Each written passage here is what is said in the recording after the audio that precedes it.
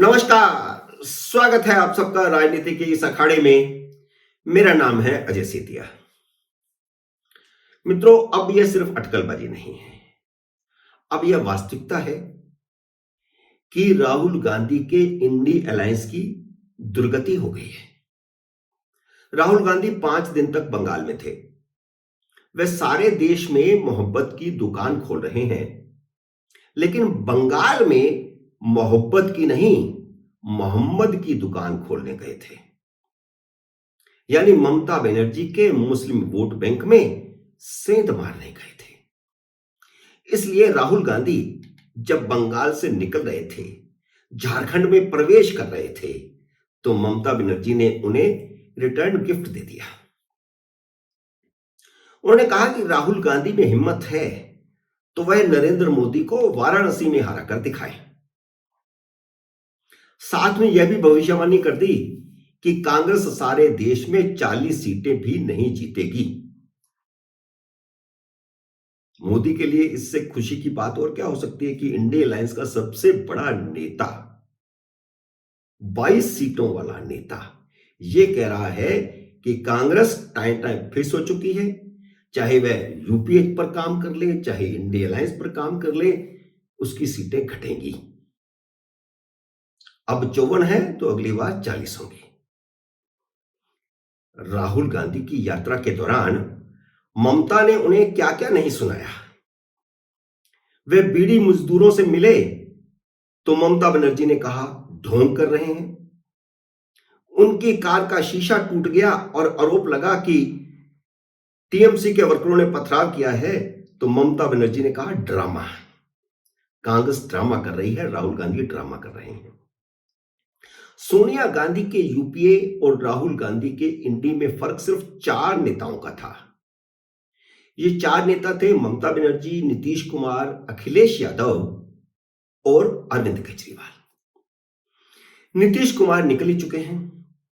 ममता बनर्जी ने राहुल गांधी को जो चुनौती दे दी है कि वह वाराणसी में मोदी को हराकर दिखाएं, उसे आपने देख ही लिया। अब यह चुनौती तो मोदी को देनी चाहिए थी, लेकिन चुनौती दे रही हैं ममता बनर्जी। केजरीवाल के भगवंत मान कह ही चुके हैं कि पंजाब में चुनावी गठबंधन नहीं करेंगे। आम आदमी पार्टी 13 की 13 सीटें लड़ेगी। अब क्या बचा? सिर्फ अखिलेश यादव, या फिर जो थोड़ी बहुत उम्मीद बची है वह है केजरीवाल से दिल्ली की 7 सीटों पर तालमेल। इंडिया अलायंस की ऐसी दुर्गति होगी यह तो किसी ने नहीं सोचा था। बड़े सपने दिखाए गए, बड़ा शोर मचाया गया, मोदी की सत्ता खतरे में, तीसरी बार नहीं आएंगे मोदी, 100 से कम सीटें आएंगी। लेकिन हाल क्या हुआ इंडिया अलायंस का? Time fix. इन 4 नेताओं का महत्व इसलिए था क्योंकि इन चारों का प्रभाव 545 सीटों में से 182 सीटों पर है। प्रभाव नहीं, दावा। इन 182 सीटों में से कांग्रेस पिछली बार सिर्फ 12 सीटें जीती थी, जबकि इन 4 नेताओं ने भी कोई बड़ा तीर नहीं मारा था। इन 4 नेताओं ने भी पिछली बार सिर्फ 44 सीटें ही जीती थी, और इनमें से नीतीश कुमार की 16 सीटें निकाल दीजिए क्योंकि वे मोदी के चेहरे पर जीती गई थी, तो बाकी कितनी बची? 28। इन 182 सीटों में से कांग्रेस 12 जीती थी और बाकी ये चारों नेता आप सच में मानिए तो 28 सीटें, कुल मिलाकर के सीटें जीते थे 40। लेकिन विपक्ष का दावा है कि भारतीय जनता पार्टी को सिर्फ 37% और एनडीए को 45% वोट मिला था, जबकि विपक्ष को 55% वोट मिलता है, तो इसलिए 55% वोट विपक्ष का है, मोदी के खिलाफ है। मोदी इसलिए जीत जाते हैं क्योंकि मोदी के विरोधी बटे हुए हैं।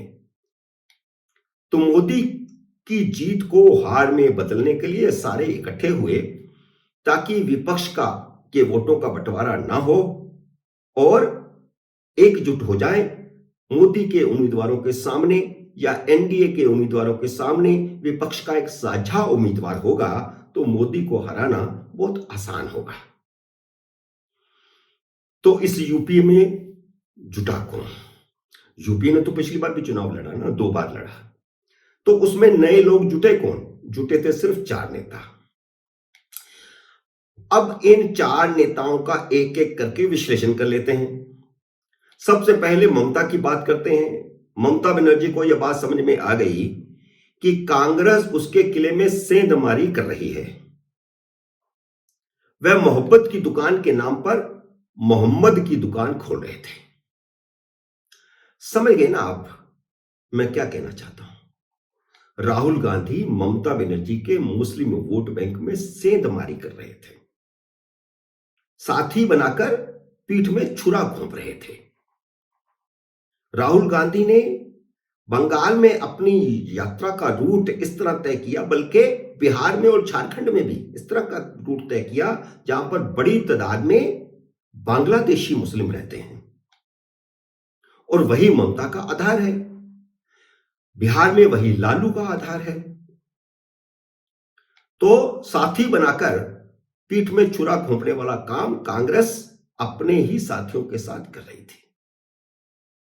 जैसे ही राहुल गांधी बंगाल से निकले, ममता उन्हीं इलाकों में पहुंच गई जहां जहां से राहुल गुजरे थे और वह सारा मुस्लिम बहुल इलाका बांग्लादेशियों से पटा पड़ा है।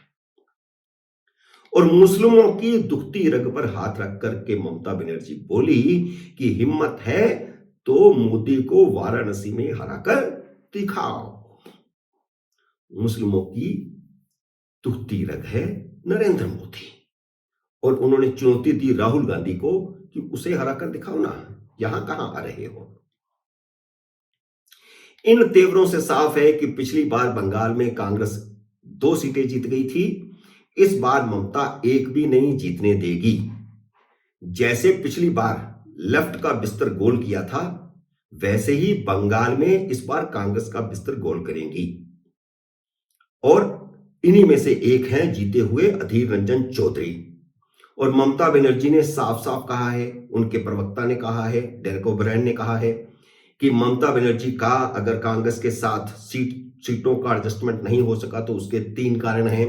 पहला कारण अधीर रंजन चौधरी, दूसरा कारण अधीर रंजन चौधरी और तीसरा कारण अधीर रंजन चौधरी। तो इसका मतलब साफ है कि पिछली बार कांग्रेस 2 सीटें जीती थी तो उसमें तो अधीर रंजन चौधरी को तो किसी हालत में वह जीतने नहीं देगी। अब हम दूसरे नंबर पर नीतीश कुमार पर आते हैं। वह राहुल गांधी को बड़ा सपना दिखाकर निकल चुके हैं, क्योंकि उन्हें भी पता चल गया था कि राहुल गांधी उन्हें अपने फायदे के लिए इस्तेमाल कर रहे हैं। पहले देश भर का भ्रमण करवा करके उन्हीं से इंडिया अलायंस बनवाया। जो लोग यूपीए में नहीं थे उन्हें यूपीए में लाने का काम नीतीश कुमार से करवाया। और फिर उसके बाद नीतीश कुमार को यह बात समझ में आ गई कि अल्टीमेटली चुनाव में नुकसान उन्हीं का होना है, जबकि लालू यादव और राहुल को फायदा होगा। तो अपना नुकसान करवाकर दूसरे का फायदा कौन करवाता है?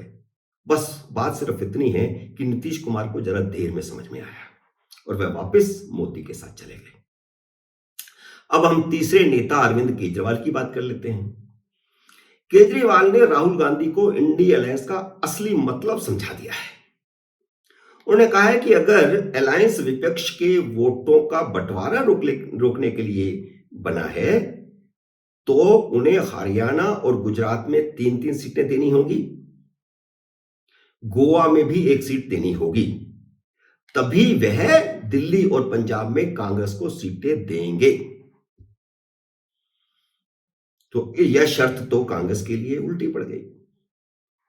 कांग्रेस तो यह सोच रही थी कि पंजाब में आम आदमी पार्टी से समझौता हो जाएगा तो कांग्रेस कुछ सीटें जीत जाएगी, दिल्ली में हो जाएगा तो वहां भी कांग्रेस की एंट्री हो जाएगी। लेकिन अब केजरीवाल ने कह दिया है कि हाँ, हम पंजाब में भी सीटें देंगे, हम दिल्ली में भी सीटें देंगे, लेकिन आप हमें हरियाणा में दीजिए, गुजरात में दीजिए और गोवा में दीजिए। और इन दोनों राज्यों में कांग्रेस को छोटे भाई की भूमिका निभानी पड़ेगी। हालांकि पिछली बार पंजाब में कांग्रेस 8 सीटें जीती थी और आम आदमी पार्टी सिर्फ 1 सीट जीती थी। दिल्ली में तो खैर दोनों का कुछ भी नहीं है। 7 सीटें पिछली बार भारतीय जनता पार्टी जीती थी। हाँ, यह ठीक है कि कांग्रेस 5 सीटों पर दूसरे नंबर पर आई थी और आम आदमी पार्टी सिर्फ 2 सीटों पर दूसरे नंबर पर आई थी। लेकिन अब केजरीवाल ने शर्त रख दी है कि आपको इन दोनों राज्यों में भी छोटे भाई की भूमिका निभानी होगी। हाँ, आप गुजरात में, हरियाणा में और गोवा में बड़े भाई की भूमिका निभाइए। अब केजरीवाल ने राहुल को कह दिया है कि 2019 को भूल जाइए, वह आधार नहीं बनेगा। अब डिपेंड करता है कि केजरीवाल गिरफ्तार हो गए तो गठबंधन रहेगा भी या नहीं रहेगा। तो गठबंधन फिलहाल तो सिर्फ है, दिल्ली में आस है, पंजाब में तो लगता नहीं। अब हम चौथे नेता अखिलेश यादव की बात करते हैं। जब से राहुल गांधी ने मोहब्बत की दुकान के नाम पर मोहम्मद की दुकान खोली है, तब से अखिलेश यादव डरे हुए हैं, क्योंकि अब तक यूपी में मोहम्मद की दुकान के खरीदार अखिलेश और मायावती ही थे। पिछली बार दोनों मिलकर लड़े थे, दोनों ने मिलकर 15 सीटें जीत ली थी, 10 मायावती ने जीत ली थी और 5 अखिलेश यादव की पार्टी समाजवादी पार्टी ने जीत ली थी। मायावती अलग हो चुकी हैं और राहुल गांधी यूपी में अपनी मोहम्मद की दुकान ले आए हैं। इसलिए इंडिया अलायंस में रहना अखिलेश यादव की मजबूरी है। वह राहुल गांधी को जितनी भी आंखें दिखाएं, 11 सीटें देने का ऐलान करके जितनी मर्जी औकात दिखाएं, वह रहेंगे इंडिया अलायंस में ही, वरना उनकी दुकान पूरी तरह बंद हो जाएगी। इसलिए बिना संख्या बताए राम गोपाल यादव ने ऐलान कर दिया है कि डील पक्की हो गई है। अब कितने में हुई है यह भी पता चल जाएगा 2-4 दिन में।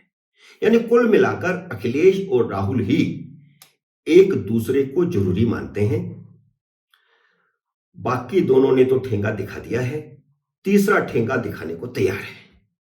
मित्रों, उम्मीद है मेरा ये वीडियो आपको पसंद आया होगा। इसे लाइक और शेयर कीजिए। अगर आपने मेरे YouTube चैनल को अब तक सब्सक्राइब नहीं किया तो कृपया सब्सक्राइब करके अपना आशीर्वाद दीजिए। जल्द ही मिलते हैं अगले वीडियो में किसी नए विषय के साथ। तब तक नमस्कार।